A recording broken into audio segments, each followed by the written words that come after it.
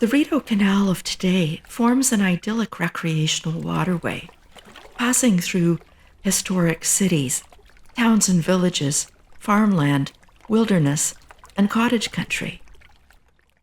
But in the late 18th and early 19th centuries, the region is explored as a place for British Loyalists to resettle after the American Revolution.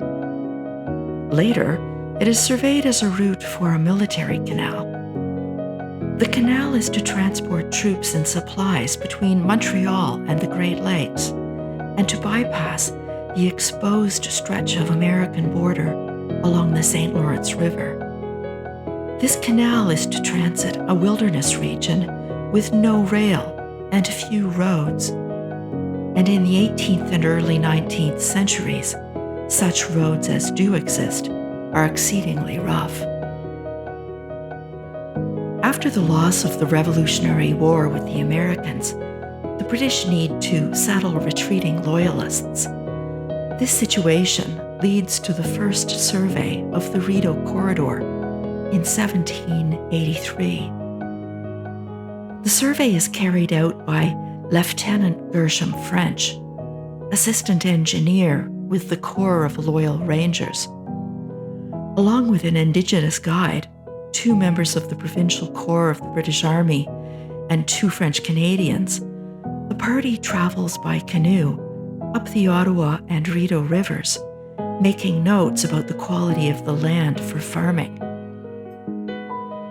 They portage across the isthmus at today's Newborough and paddle a route similar to today's canal system to Jones Falls Rapids.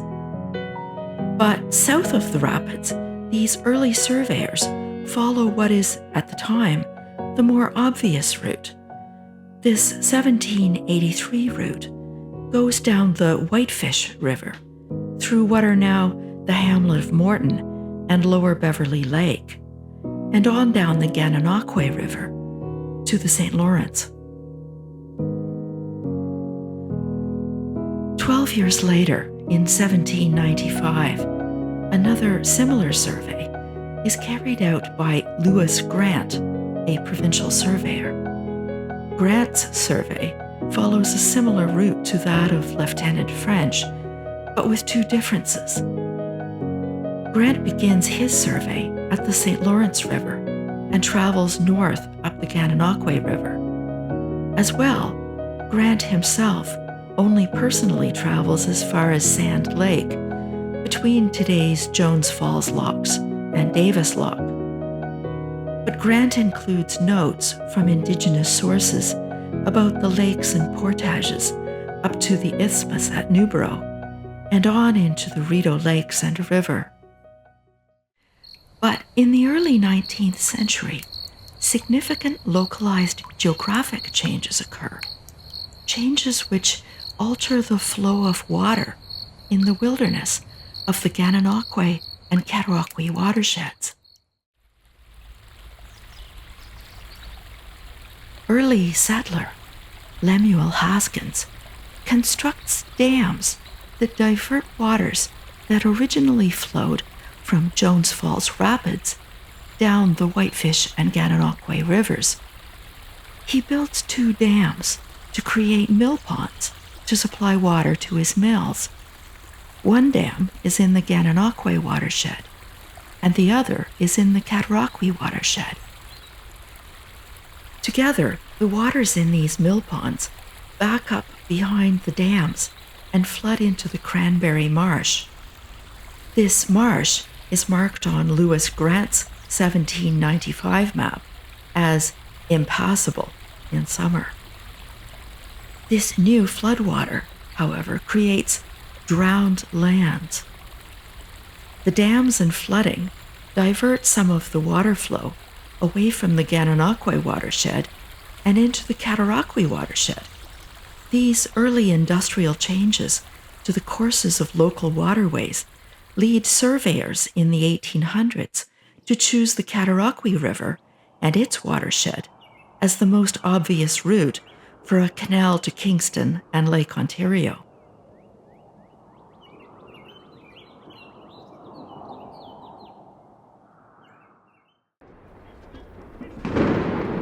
In 1812, war with the Americans reignites.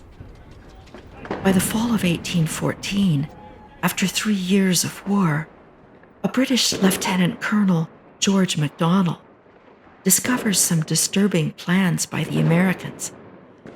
Colonel MacDonald confirms by way of spies operating in the US that the Americans are planning to cut off the British supply route along the St. Lawrence River.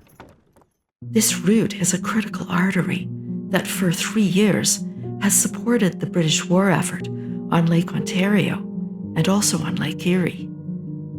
MacDonald, known as Red George for the color of his hair, has also been studying the possibility of building a military canal. He wants to bypass the vulnerable section of the St. Lawrence River running from Kingston to Montreal. In 1814, MacDonald proposes a route that goes up the Ottawa River from Montreal to the then village of Wrightstown, across from what soon becomes Bytown and later Ottawa. His proposed route then travels up the Rideau River and into the Rideau Lakes. MacDonald proposes a series of temporary dams and canals to allow supplies to reach the Gananoque and Cataraqui watersheds down to Kingston.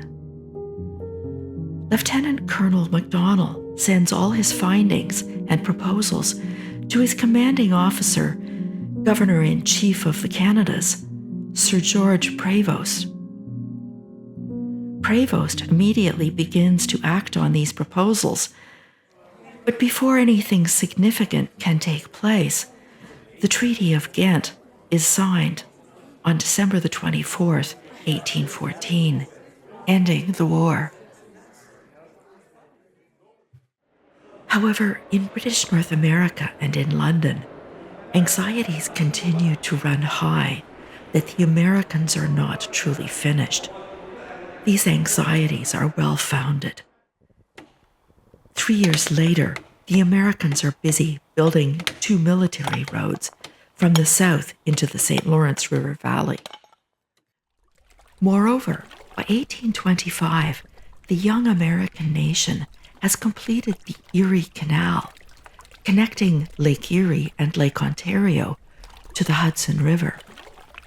If the St. Lawrence River was ever blocked, the Americans could use the new Erie Canal to transport their own supplies and troops between the Atlantic Ocean and the Great Lakes without depending on the St. Lawrence River.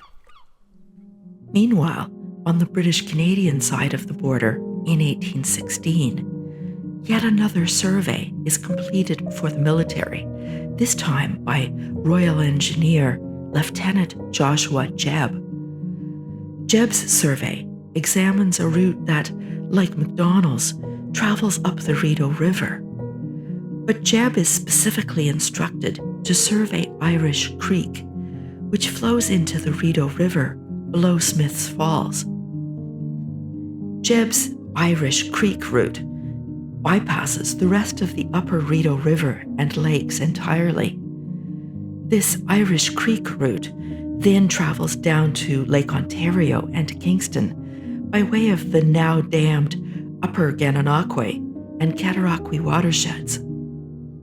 In Jebb's expert opinion, there is insufficient water to support a viable canal at the summit between the Rideau and the Gananoque watersheds. Instead, Jebb proposes a railway of 8 kilometers to transport cargo over this summit.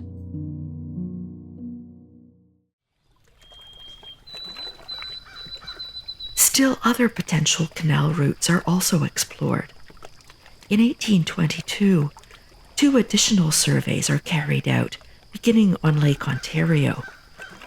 One surveys a route between Belleville and Pembroke. Another starts at Kingston, reaching the Ottawa River at Hawkesbury.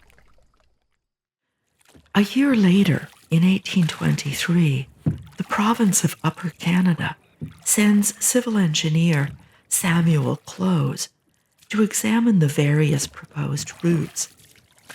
Close dismisses the Irish Creek route, citing an inadequate water volume to operate this route unless a 16-kilometer canal is dug to obtain water from Rideau Lake.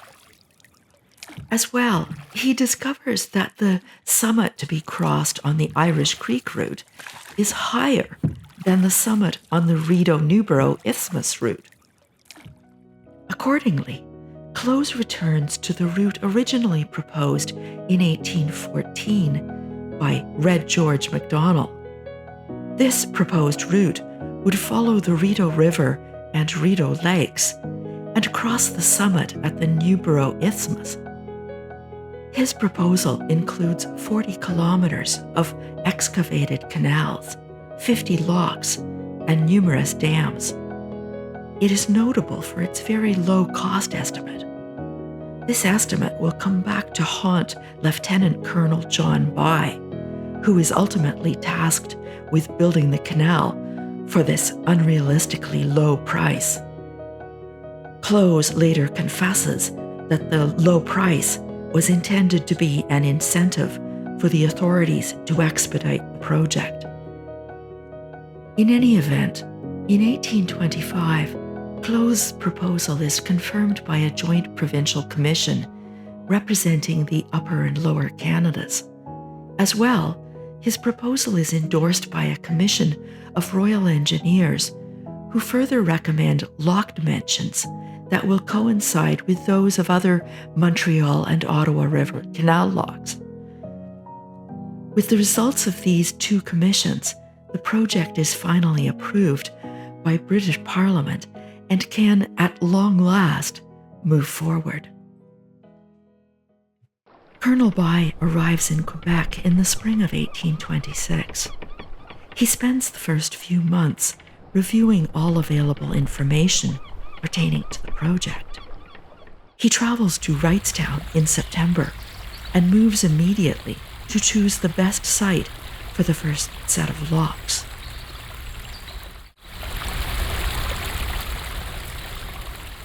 These flight locks will climb out of the Ottawa River around the Rideau Falls and into the Rideau River. Rather than trying to build these locks directly from the foot of the Rideau Falls, Colonel By chooses a spot slightly further upstream on the Ottawa River at Slew Bay. This starting point for the Rideau Canal comes to be known as Entrance Valley. There, Colonel By establishes his first camp, which quickly acquires the name Bytown. The intent is to build a straightforward, slackwater military canal system that connects existing navigable rivers and lakes.